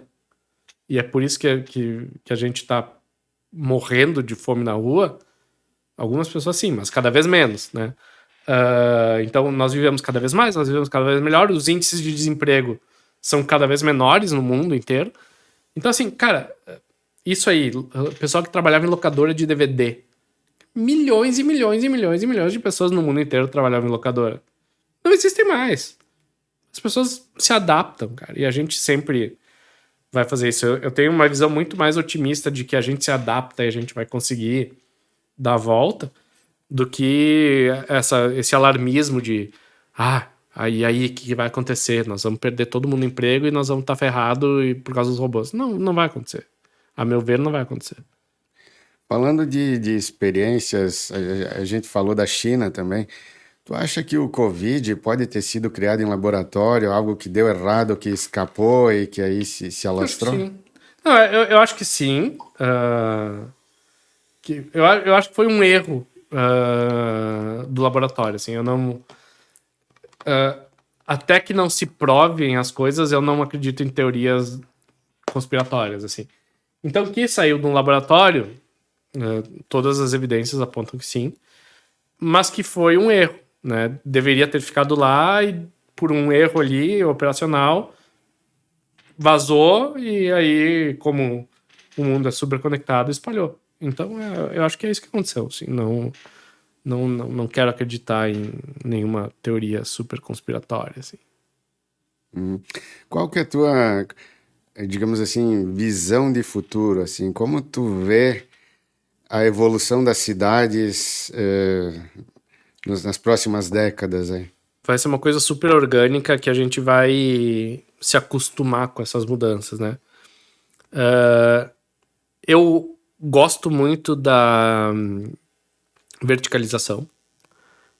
o que minha mulher odeia, mas eu adoro, porque cria uma... Tu é a favor, então, de que nem em Balneário Camboriú, prédios Não, também não, ilimitados, né? é que Balneário Camboriú meio que passou do limite, assim, né? Porque a gente foi pra lá numa quarta-feira de, sei lá, setembro, e tinha, às 3 da tarde tinha trânsito parado, assim, porque foi verticalizado, mas não foi feita uma infraestrutura para aguentar toda aquela quantidade de gente. Agora, existe um limite, né, de que você consiga verticalizar e não atrapalhar a vida das pessoas. Não é o que acontece lá em Balneário. Então, eu acredito na verticalização. Eu acho que é tudo uma questão de aproveitamento de espaço, né? E é muito legal porque isso tá no meu livro também. É legal porque eu escrevi o livro em 2017, eu vou contando as coisas, eu vou lembrando. Quando eu fui morar em São Paulo, o custo de vida em São Paulo ainda é muito mais alto do que aqui, né? Principalmente no aluguel. Mas o custo de tudo é maior. O custo do pão francês na padaria é maior. E aí, informação 1. Informação 2. São Paulo tem muito carro, tem muito trânsito, né? E aí, eu comecei a conectar as coisas, né? De... o que é um carro?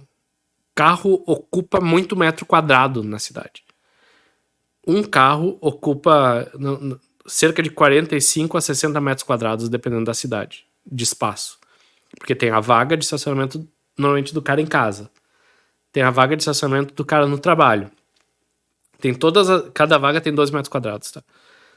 Tem todas as vagas de shopping, farmácia, que estão ali disponíveis, vaga na rua e tal, não sei o quê.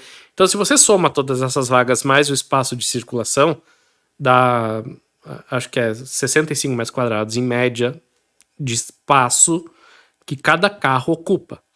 Isso é um apartamento, cara. Então, aí eu tava olhando assim, cara, por que o preço do imóvel é caro? Porque tem muita oferta e pouca demanda. Não, muita demanda e pouca oferta, ao contrário. Se um carro tira o espaço de um apartamento, o fato de existir um carro passando ali aumenta o preço do meu aluguel, mesmo que o carro não seja meu.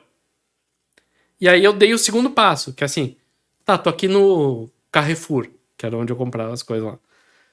O pão francês é caro. Tá, mas por que é caro? O cara paga um aluguel aqui. Esse preço do aluguel é baseado no preço do metro quadrado. Tá tudo conectado. O metro quadrado, um carro aumenta o preço do metro quadrado. Então, se o carro aumenta o preço do metro quadrado e o preço do metro quadrado vai pro pão, um carro aumenta o preço do meu pão francês. Então, isso é um fato, né? O carro, ele ocupa muito espaço na cidade para ser muito pouco usado. Geralmente uma pessoa dentro do carro, né? E usa nem 10% do tempo. Porque a pessoa vai pro trabalho e volta pro trabalho. Do trabalho, e no resto do tempo o carro fica parado. E eu acho que uma tendência, que é uma coisa que já acontece em boa parte dos países desenvolvidos, é forçar as pessoas a não usarem carro particular. Então, pedágio urbano... Eu fui para Londres em 2006. Em 2006 já tinha pedágio para andar no centro de Londres, para evitar que as pessoas usassem carro. E, cara, é muito mais barato você usar Uber. Então, assim, eu lá em Curitiba eu moro numa zona super boa. E quando eu fui morar em Curitiba, eu pensei o seguinte, vale mais a pena eu morar num bairro incrível, que tem o preço de aluguel caro, ou vale a pena eu morar num bairro mais afastado, que tem o preço mais baixo, e ter um carro? Cara, se você bota na ponta do lápis, vale mais a pena você morar perto de tudo que você vai fazer, mesmo que seja mais caro do que morar longe e ter um carro. E o que você precisar de carro, você usar Uber. E isso muda uma série de indústrias, né? Então, indústria do estacionamento. Por 1 ano e pouco eu trabalhei para uma empresa de estacionamentos. E a primeira coisa que eu cheguei lá foi assim, olha, o negócio de vocês está super ameaçado. por causa disso. E aí foi criado um departamento de inovação e novos negócios para repensar o negócio da empresa. Então, eu acho que o próximo grande passo da mudança da vida urbana é o uso cada vez menor do carro particular. Eu sou a favor eu vou lembrar dos Jetsons, sou a favor de carros voadores, hein? Ocupa bem menos... Um motinho voador ali, que a pessoa vai lá, entra direto na janela do apartamento, guarda... Não, cara, e aí assim, aí vem... Bento, né, cara? Eu fiz um esforço... Um esforço, não. Eu conheci um dos diretores do Uber, sei lá, em 2016, 2017, não sei. E aí, eu super usuário da bandeira Bento, eu quero que Bento seja incrível e tal. Eu fui falar com o cara e disse, cara, porque o Uber, ele tem uma cidade central e ele tem um raio de atuação. E aí tinha em Caxias e tinha em Porto Alegre.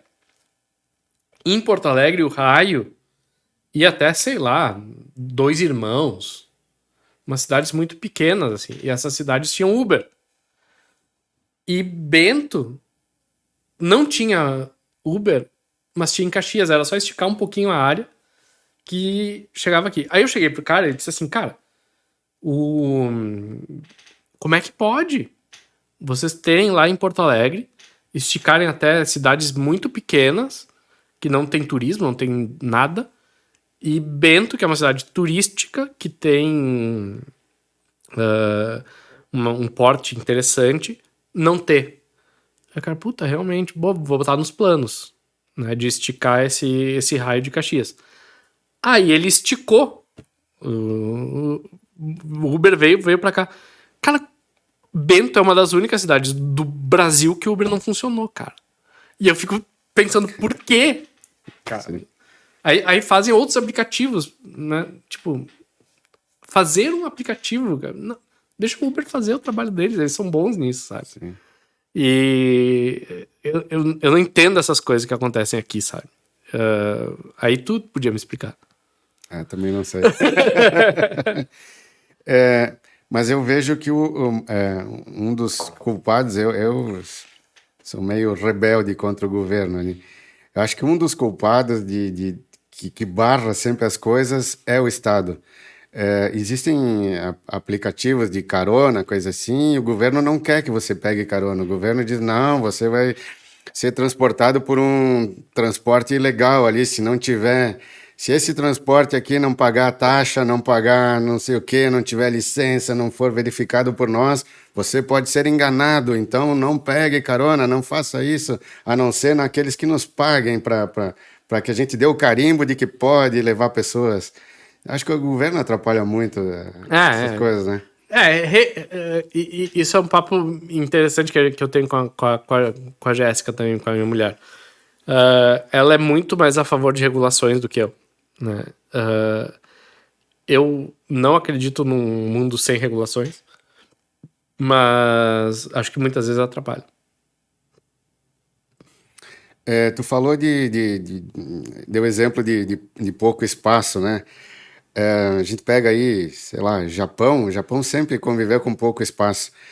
Tu é um cara minimalista, tu acha que em vez de ter 50 pares de calçados, a pessoa, só 5 tá bom, né? Total. De ficar acumulando coisas, tu acha que Até porque dá trabalho, cara. É. Eu sou muito de ter o mínimo de desperdício possível, assim. Meu guarda-roupa é minúsculo, né? Então eu tenho, sei lá, umas 10 camisetas. Agora eu tô tendo que usar camisa em função do meu trabalho. Então, sei lá, devo ter umas, 10, 15 camisas. Umas 5, 6 calça jeans. Uns 5, 6 sapatos. Cueca e é isso, cara. Eu não... A pessoa daí tem espaço e se concentra no que é importante, né? Acho que, sei lá, não vejo. Eu era um acumulador, digamos assim, eu sempre gostei de fazer coleções. E vamos supor, um exemplo, eu comprava CDs, depois comprava DVDs. Cara, eu tenho dezenas de DVDs e agora é inútil porque tá tudo no streaming, os filmes. Eu penso, cara, para que que eu tenho isso aqui? Tá só ocupando espaço, né? Então, É, isso serve para várias outras casas, né? não. Tem um documentário que tava, não sei se tá ainda no Netflix, chamava Minimalismo. Que é exatamente pessoas que vivem de uma forma mais simples, assim, né? Falou o exemplo da camisa também. Tem um exemplo que eles falam que é do Einstein, não sei se é verdade, mas enfim, essas coisas se repetem, né, e se tornam verdade. Que o Einstein tinha, vamos supor, 7 ternos iguais, 7 roupas iguais, que era para ele não perder tempo na hora de escolher roupa. Ele pegava uma limpa ali e O pronto. Steve Jobs também Steve dizem que Jobs, tem né? essa história, né? Que ele sempre tinha aquela camisa de gola preta, calça jeans e tênis. É um estilo bem básico, E era né? sempre igual, assim. Então.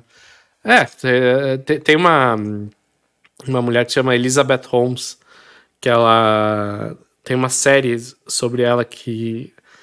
Deixa eu pensar onde que tá. Acho que tá no Star Plus. Que ela deu um puta golpe, assim. Ela criou uma tecnologia e criou uma tecnologia de fazer exames de sangue num equipamento que era do tamanho de uma impressora. Com uma gota de sangue você fazia o exame de tudo, assim. E acabou que ela não tinha essa tecnologia. E ela era fã do Steve Jobs. Então ela usou essa ideia do Steve Jobs de sempre usar a mesma roupa, né? Então eu lembrei dessa história. E a história dela em si é muito interessante, assim, sobre como ela conseguiu enganar muita gente, assim, é muito louco, muito legal. Falou em séries aí também, uma que eu gosto muito, tu já deve ter visto, é a Black Mirror. Ah, incrível. Tem cada episódio um assunto diferente e ali eles abordam, cara, muita coisa legal sobre... Não, tem alguns episódios que eu olho e aí eu falo assim, cara, é isso na nossa vida, assim, né? Tipo, tem um episódio que as pessoas são ranqueadas de acordo com os likes, né? Sim. Com as estrelinhas e tal. Então, se você a mulher se desentende com alguém no aeroporto, leva uma estrelinha e aí não pode mais voar, Sim. né? E, cara, claro, eles levam pro absurdo, né? Mas... quantos seguidores no Instagram a pessoa tem? Isso é um aval de se a pessoa é legal ou não, né? Então você traz essas comparações assim e aí você vê que faz total sentido, né? A gente falou do Google Glass, mas querendo ou não, a gente está sendo filmado, gravado o tempo todo, né? Sim.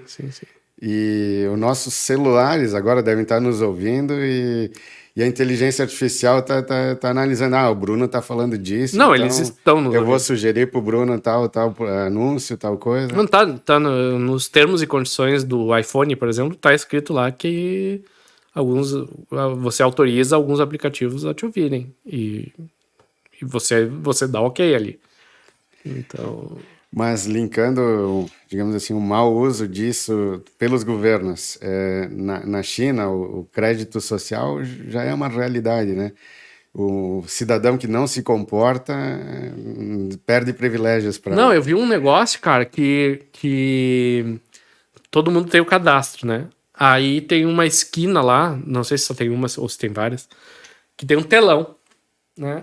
E aí as pessoas que atravessam a rua Fora da faixa? no sinal fechado pra pedestre, aparece a foto do cara e fica o dia inteiro a foto do cara ali.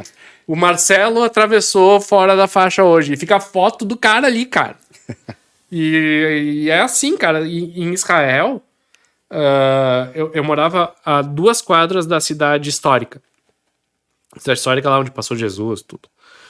E, cara, tem umas chulapas, umas câmeras desse negócio assim. Que, cara, assim, eu tenho certeza que eles sabem todo mundo que tá lá dentro. E é prudente que eles saibam. Porque lá é uma área de extremo estresse religioso. Então pode ter homem-bomba, pode ter, né? Então eles têm que... Até essa semana tá tendo treta lá, né? Então essa vigilância ela é necessária, assim. Sim, Em alguns casos. É inevitável, né? Como a gente vive em sociedade e vive nessas urbes aí, nesses centros concentrados, Tem que ter regras para convivência, né? Não tem pra onde fugir, não. Bruno, vamos falar sobre projetos desse segundo livro. O que tu anda fazendo aí de novidade? O que tu... Tô abrindo uma loja de móveis, cara. Tu quer é coisa mais verdade. inovadora Cara, do que uma loja de móveis? Nunca nem em Bento Gonçalves ninguém pensou em móveis. É uma coisa inovadora. Eu tive que ir pro mundo inteiro para descobrir esse negócio super inovador chamado móveis. Boa parte do meu esforço hoje está sendo nesse projeto. A minha esposa, ela é arquiteta e ela trabalhou no ramo de móveis planejados lá em Curitiba por muitos anos. E aí surgiu a oportunidade de nós abrirmos uma loja. E é um bom negócio, né? A visão empreendedora da história. O setor de construção civil lá dos bairros nobres de Curitiba está contratado para os próximos 5, 10 anos. Então, é um mercado que tem demanda por muito tempo. E a gente decidiu entrar nesse negócio. Como um negócio business mesmo, né? Estamos fazendo reforma, devemos abrir a loja em fim de maio. Já projetando para o futuro, tu projeta ter franquia, as coisas assim? Ou Não, eu já sou uma franquia. já é uma A loja é uma franquia Uhum. de uma marca que não é de Bento, inclusive. Se chama Idélia, do grupo K1 de Tupandi. E do Rio Grande do Sul. E nós estamos tocando esse projeto. O resto, né, de palestra eu diminui bastante para ficar mais em casa, enfim, né, minha esposa gosta que eu fique mais em casa e eu obedeço, então diminui bastante, mas é uma coisa que eu gosto muito de fazer. Livro, né, o que eu tava debatendo com um amigo meu. O que aconteceu com a história do meu livro, né? Foi muito esclarecedor sobre como funciona o mercado editorial. Eu escrevi o livro, Quando eu escrevi o livro sem foco nenhum em transformar ele num best-seller ou alguma coisa assim. Era aquela coisa de plantar árvore, ter um filho e escrever um livro, né? Plantar árvore eu já plantei com o Darcy Posa em 96, eu acho. Filho ainda não, talvez esse eu não vá fazer. E livro eu tinha que fazer. Aí eu escrevi o livro e aí eu fui entregar pro Clóvis, né, de Barros Filho. Porque ele estava citado no livro, eu fui entregar para ele e era isso, eu não pedi absolutamente nada. Eu cheguei para ele e disse assim, ó, tudo você tá citado no meu livro, eu gosto muito do seu conteúdo, eu li vários livros teus, vim aqui te entregar. E entreguei para ele. Aí passou um tempo, a secretária me liga e diz assim, professor, eu gostaria de falar contigo. Aí eu voltei lá e ele disse assim, ó, li o seu livro, gostei do conteúdo, eu acho que ele tem que ser editado, né, para ficar mais com edição profissional, assim. E ele merece ser publicado por uma editora. Então eu estou disposto a te ajudar nisso. Então ele fez um link com uma editora que estava editando os livros dele. Entrei em contato com a editora através dele, porque se você só manda o seu arquivo ali, os caras nem leem, né? Você tem que ir na pessoa certa. Mandei lá, editamos o livro. O feedback foi o seguinte: conteúdo excelente, mas o mercado editorial tá numa crise animal. A gente não vai investir em pessoas não conhecidas. Então, esse projeto está rejeitado. Arquivado por enquanto. Não, por enquanto não. A editora disse, não vamos publicar. Existem outros caminhos para isso, né? Então, um caminho é você ir no independente até virar mainstream e aí vender para uma editora. Continua participando dos podcasts, que daí tu vai se tornar um cara conhecido e as editoras vão te pagar, né? A gente paga pra te fazer livro. Não, porque essa era a ideia, né? Era a editora me pagar, pegar os direitos do livro e fazer a distribuição. Ou existem editoras que você paga para elas fazerem a distribuição. Então, muita gente que está iniciando vai por esse caminho. Por quê? E eu tava conversando com esse meu amigo e disse, cara, eu super entendo o lado das editoras, sabe? Porque tá muito difícil o mercado editorial. Então, se eu fosse dono de uma editora, muito possivelmente eu só iria investir no nome certo também. Né? Porque, cara, é um setor muito difícil. Então, esse livro, o primeiro livro que eu lancei aqui em Bento, tá editado, pronto para ser lançado. Ele passou de 240 páginas para 370.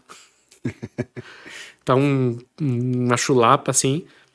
Mas eu nunca fui atrás de relançar ele, né? Talvez eu faça isso, né, em breve.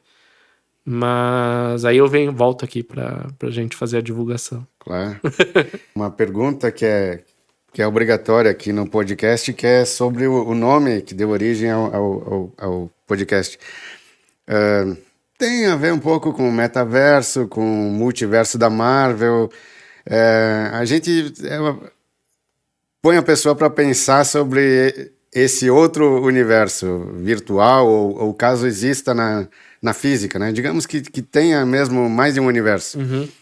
Então, eu te proponho a pensar se tu tivesse o poder nesse outro universo, não no metaverso, um universo real, um paralelo que existe, de mudar alguma coisa, ou no comportamento das pessoas, ou no Bruno que tem nesse universo B aí. O que tu gostaria de mudar em ti mesmo ou nos outros, na sociedade, assim? Cara, eu acho que eu não mudaria nada, cara. Eu acho que a gente... A minha vida, ela é um eterno aprendizado, assim, e não existe outra forma de viver que não seja assim, né? Dor e sofrimento e aprendizado e tudo isso eu acho que fazem parte de quem a gente é. Eu acho que se a gente para pensar, o tamanho da nossa irrelevância, né? O planeta Terra é um grãozinho de areia num universo muito maior e nós somos um micro grãozinho de areia na história do planeta Terra. Né? Então, cara, nós somos extremamente... Pensando em universo, e se existir mais do que um universo, então nem se fala. Nós somos absolutamente irrelevantes, né? Olhando para o macro. E o nosso papel como espécie, assim como qualquer espécie, é viver mais e se reproduzir. E a gente está fazendo, por enquanto, a gente está fazendo nosso papel muito bem. Né? Então nós somos cada vez mais pessoas, cada vez vivendo mais. Vai chegar um momento que vai cair o número de pessoas no mundo e nós vamos ser extintos. Vai acontecer. Não vai ser na nossa geração, nem na próxima, nem na próxima, nem na próxima, nem na outra, nem na outra, nem na outra. E, cara, tá tudo bem, sabe? Então, eu acho que o segredo da vida é, cara, aceitar as coisas como elas são e fazer o melhor possível com o que a gente tem, né? Então eu não mudaria nada, nem os meus erros, nem que são vários, nem nada. Assim. Então eu sou super feliz com o que a gente tem. Acho que essa tem uma frase do Piaget que saiu, viralizou essa semana. Ele disse assim: nós temos 2 vidas. E a segunda começa quando a gente descobrir que a gente só tem uma. Sensacional. É muito boa. E é isso, cara. Então eu acho que pensando nessa provocação que você me fez é mais ou menos isso. Assim. Você já viu um vídeo bombou no Instagram e no TikTok que tinha um programa que se chamava Provocações no... Me lembro, do Abu Janra. Do Abu Janra. Já viu que ele pergunta pra um cara que é a vida e o cara, a vida é uma maravilha. Já viu? Não, isso aí não. Tem um vídeo super bombado, né? Que o cara pergunta assim: o que é a vida? E o cara, a vida é uma maravilha. que é a vida? Vida é uma maravilha! E, cara, e o que é mais louco é que eu conheço esse cara que falou isso. E cara, vida é uma maravilha mesmo, cara. Então a gente tem que aceitar o que vem e viver como ela é. Show! Tu quer deixar algum contato, redes sociais ou alguma outra mensagem? Eu vou deixar minhas redes, né? Bruno.dreyer no Instagram. E me procure em qualquer lugar chamado Bruno Dreyer, eu tô por aí. E sempre que eu estiver em Bento e você quiser me chamar, eu tô à disposição. Show. Beleza? Tá convidado. Valeu. Isso aí, abraço. Valeu, tchau, tchau.